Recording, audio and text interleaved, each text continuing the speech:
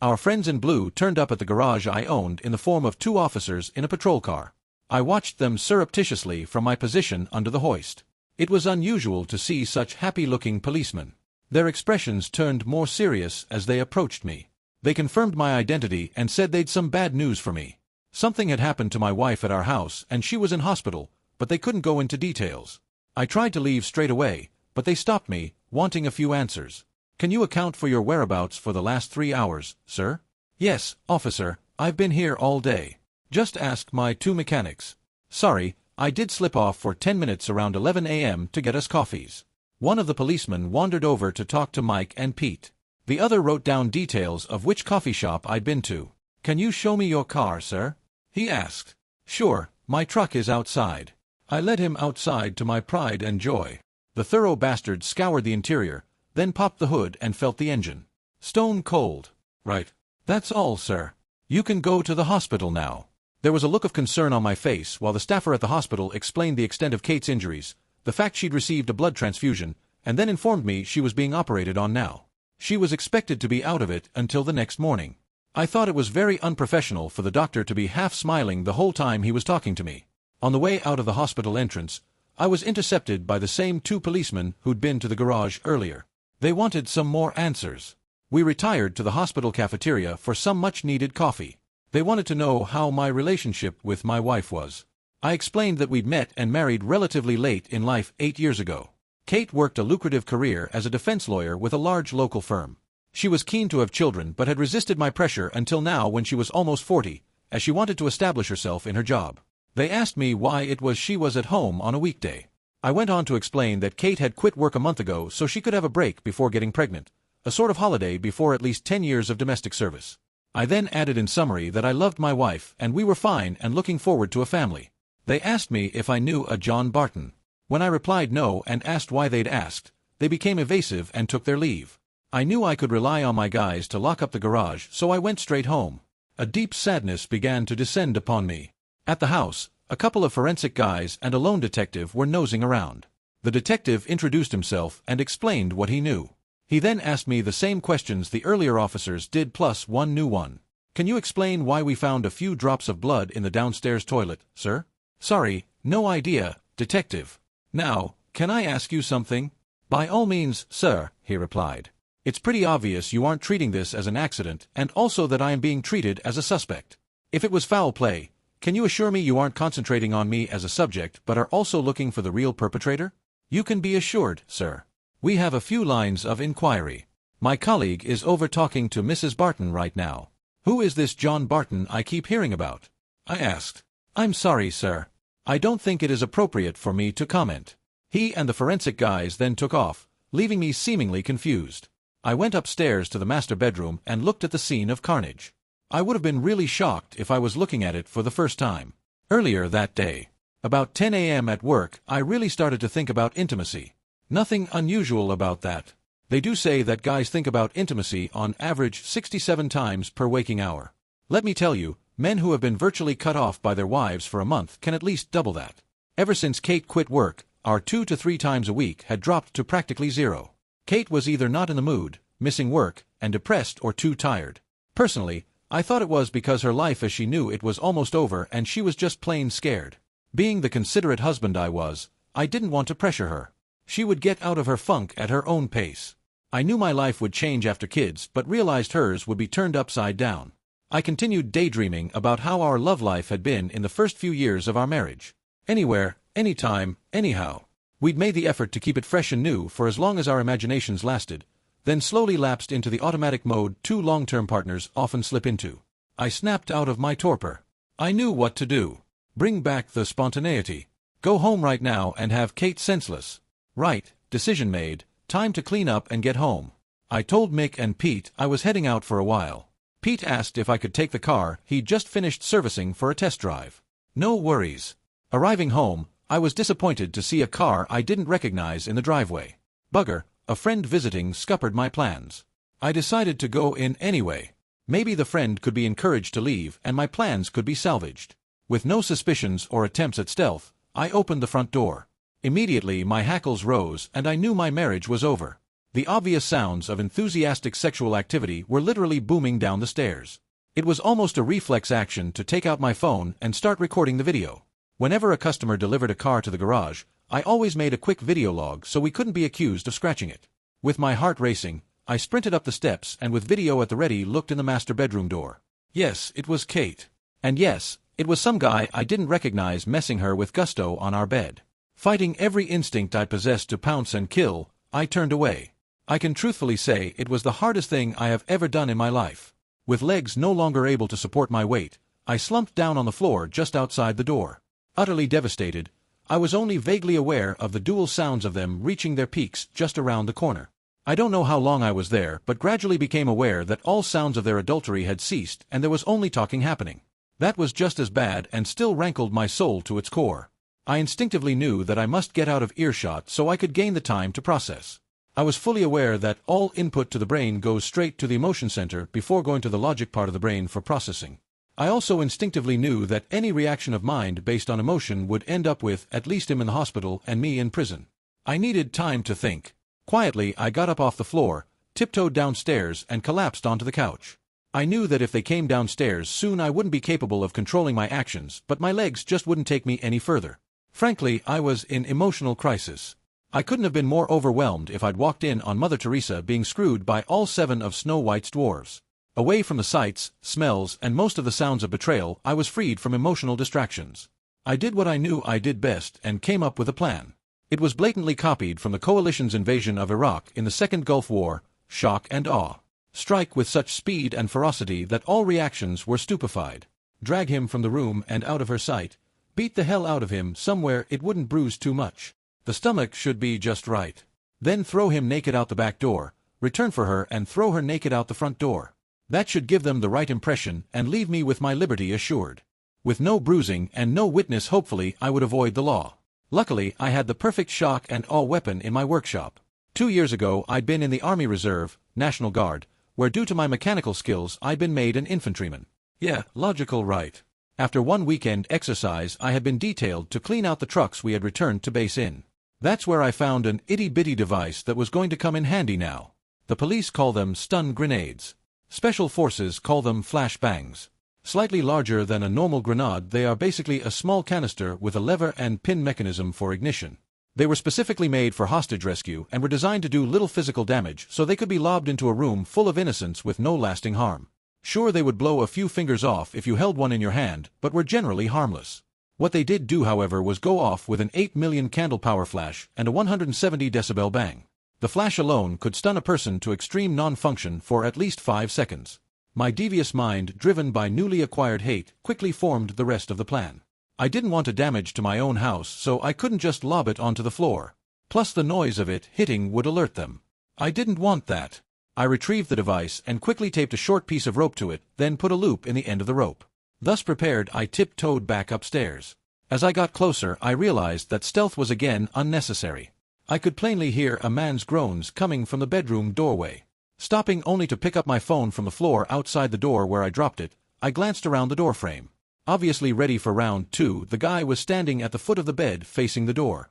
Kate was on her knees with her back to me, seemingly getting him fully excited with one of her signature moves. Her head was languidly bobbing backward and forwards. She was good at this. I tried desperately to disassociate what I was seeing with any emotion I was feeling, but was only partly successful. Glancing around the corner again, I confirmed that his eyes were tightly shut. This time I noticed that he had his hands on either side of her head. Mentally rehearsing the sequence of events, I decided on. I then took a deep breath and sprang into action. One step into the room, looped the end of the rope around the hook on the bottom of the light fitting, leaving the device hanging halfway to the floor. Pull pin, slip into pocket, out the door again, fingers firmly in ears and eyes tightly shut. Even with my precautions, the effect was awesome. I could plainly feel the shock wave and sense the bright reflected light through my eyelids. Following the plan, I leap into the room again, ready for action. This time it was my turn to be stunned. I don't know exactly what I expected to find, but it was nothing like the scene that confronted me. Mr. Anonymous was sprawled on his back on the bed, with blood absolutely fontaining from his groin. Either nature had been extremely unkind to him, or there was some of his equipment missing. Kate was flat on her back on the floor with vacant eyes and her mouth opening and closing like a fish out of water face covered in blood. Confused, I retreated out into the hall again to think. My reverie was disturbed shortly afterward by twin unholy shrieks from the bedroom, followed by various thumps and doors slamming open. I was starting to realize that I was in deep shit. My plan had gone badly right. Sorry, I meant wrong there. I looked around the doorframe once more into the scene of carnage. The guy had rolled off the bed and was curled up on the floor holding his groin, still shrieking like a banshee. Do you know how many nerves there are in a penis? Kate was nowhere in sight, but there was a blood trail leading to the bathroom. Must remove evidence. I re-entered the room, scanned it and quickly found the detonator mechanism from the device, adding it to the rope in my pocket. I couldn't find anything else, so concluded it must all have been consumed.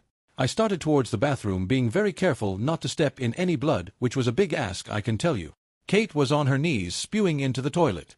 I fought the urge to go and help her. I just didn't care anymore.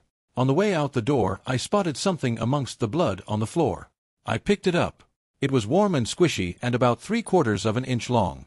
On the way out the front door, I detoured to the downstairs toilet and flushed it away. They wouldn't be sewing that back on. Careful not to screech my tires, I sped off down the street, thankful once again that we lived so far from the neighbors' houses.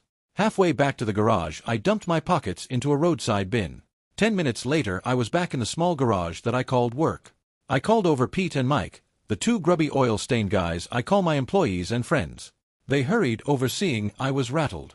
Guys, I need you to be my alibi for the last 45 minutes. What do you say? Sure, boss, came almost simultaneously from them. Well, before you agree so hastily, I'd better tell you that what I have done is pretty bloody serious, and once I tell you what it is, you may not be so quick to answer. I don't know what the heck I will be charged with, but it could mean prison time. Before I explained it to them, I went to my office and threw on an old dirty set of coveralls. I then went over to the bin and grabbed an oily rag, rubbing it into my face and arms. I didn't know when the police would be here, but I fully expected them. Both guys looked at me a bit bemused.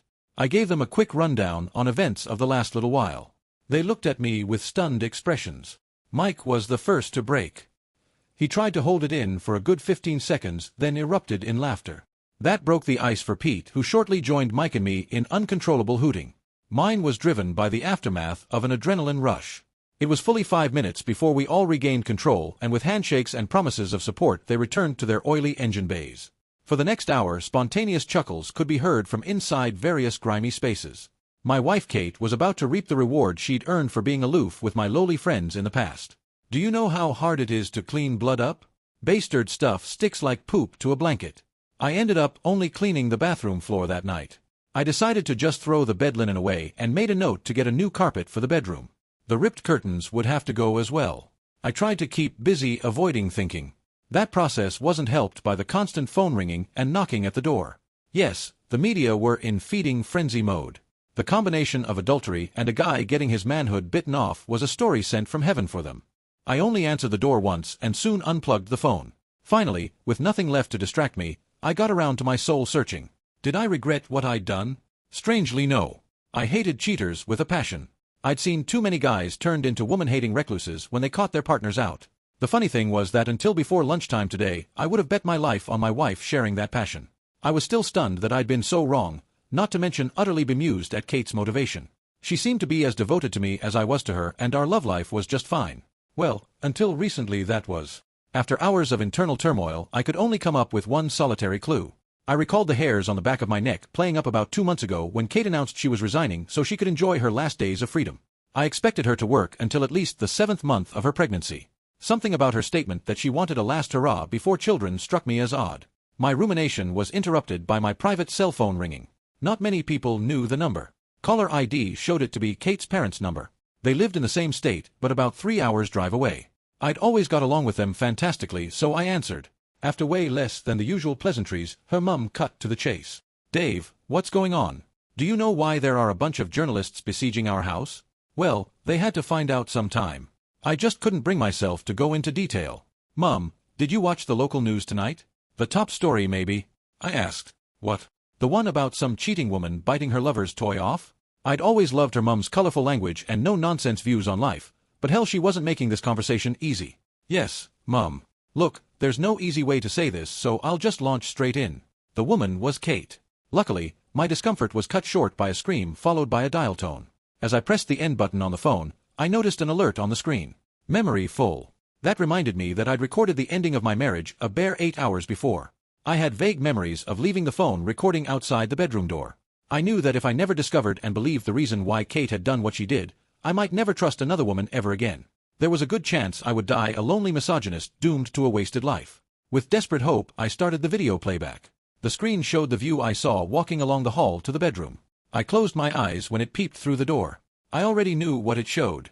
Kate with her head on the pillow, back in the air, being engaged from behind. The pain was just too fresh to relive that scene yet. I opened them in time for when I'd put the phone on the floor. With no visual, just a view of the hall ceiling, I had to imagine Mr. and Mrs. Adulterer lying side by side on the bed. I couldn't make out the audio clearly, so downloaded the file to my computer and ran it through an amplifier. This is the relevant part of their conversation. "Well, Kate, that was fantastic. In fact, the last week has been great. Does it have to end today? My offer still stands. Just give me the word and I'll divorce Sarah and marry you." "Yeah, like that will work." Great start to a marriage, hooking up with a guy that will mess around on his wife and kids. No. I love Dave way too much to hurt him like that. Besides, he is a great husband and will make a good father. After today, I'll be Mrs. Goody-Goody's housewife, at least until the youngest of our kids goes to school. You can't love him that much. It's not him lying here, is it? No, you're wrong.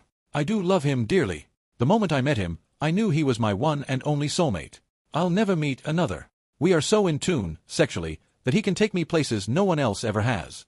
I feel blessed that I have such a good man to spoil me and nurse me when I get a big belly from his 2 or 3 babies. No. I want nothing more than to die in his arms surrounded by our grandchildren. Well, that was a fine speech, counselor, but one that begs the obvious question. Why is it that I'm here with you? At least Kate had the humanity to give this some thought. There was a good half a minute of silence. I guess I just miss being single. I didn't get married until I was 31 and was a bit of a wild girl. I miss just going into a bar and getting hit on by a variety of guys.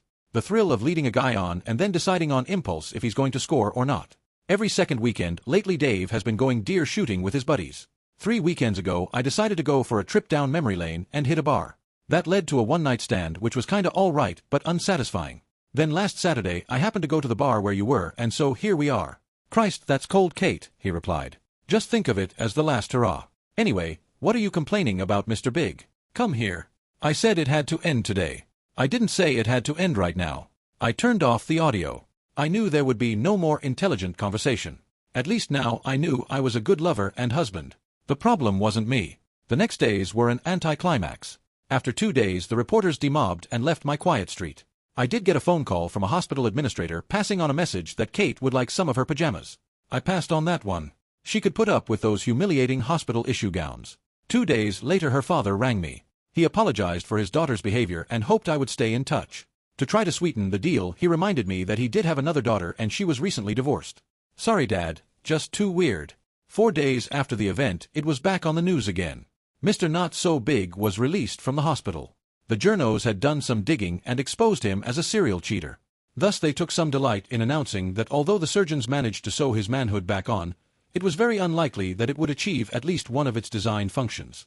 At the end of that week, I received a surprise visitor. Mrs. Barton, or Sarah, as she insisted I called her, was a fine-looking lady with sad eyes. She told me that she'd heard a rumor that I may have some evidence that may help her in her divorce case. I explained that maybe I did but couldn't admit to it without incriminating myself. She understood and was very apologetic for asking. I told her I thought there was such a glut of circumstantial evidence that she wouldn't need what I had. If that proved wrong, then I urged her to come back and I might reconsider. She had such sadness about her that I took pity. Pulling the video file up, I played her just the aftermath of the Big Bang. The shock at her husband's screams made her cringe initially, but she soon rallied. Suffice it to say, when she left the sadness was gone. Being the helpful guy I am, I invited her to come over whenever the sadness returned for a pick-me-up. Oh yes, that wasn't the last time I would be seeing Sarah Barton. The last visitor I received was probably the strangest. On Saturday, I answered the door to the detective that I talked to at the house on the day of the big event. Gone was the suit, just jeans and a shirt. "Hi son, no I won't come in. I just wanted to say that with insufficient evidence I have recommended the case be closed." At my thanks he turned to walk away, then paused and looked back. "Look, I'll be retiring at the end of the year. If I come back after that, would you tell me how you did it?" I just smiled and bid him a good day. The letter from Kate arrived the following Tuesday. "My dearest Dave, I cannot tell you how ashamed and sorry I am for what I did to you. I fully understand why you haven't been able to bring yourself to visit me and I forgive you without reservation. I never thought of the full extent of possible repercussions for my actions. I certainly never knew my parents would virtually disown me over the phone. I know that I have forever lost your love, trust, and respect, which hurts me more than I can possibly describe. I understand if you don't ever want to speak to me again, but it may help your recovery if you allow me to explain why I did what I did. Just be assured it was all my fault.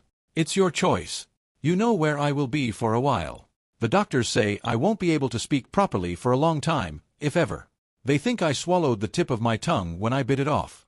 They are telling me about some experimental stretching techniques that may restore some function. I hope it works so I can at least return to my career as some distraction from the dreary, loveless, childless future I now face. Ask for anything you like in the divorce and I will sign it. If you could find it in your heart to keep me on your medical insurance for the near future, I would be eternally grateful. Goodbye, my love. I wish you nothing but happiness in the future. I hope I haven't totally wrecked yours as well. Yours, Kate. I must say the letter moved me. So much so that I immediately decided to reverse a previous decision. I thought long and hard. Damn it. I would drop her pajamas off at the hospital. Now where are Mick and Pete's phone numbers? I owe them a beer. A keg each should do it. And so we've reached the end of today's story. Was it what you expected, or did it take a twist you didn't see coming? I'm curious to hear your thoughts. Share them in the comments below and let's get a conversation going. If this story kept you hooked, make sure to hit that like button. And if you're new here or just haven't subscribed yet, now's the perfect time to join our community. I bring you fresh, captivating stories every day. So click that subscribe button and turn on notifications so you never miss out. Thanks for watching and I'll see you in the next one.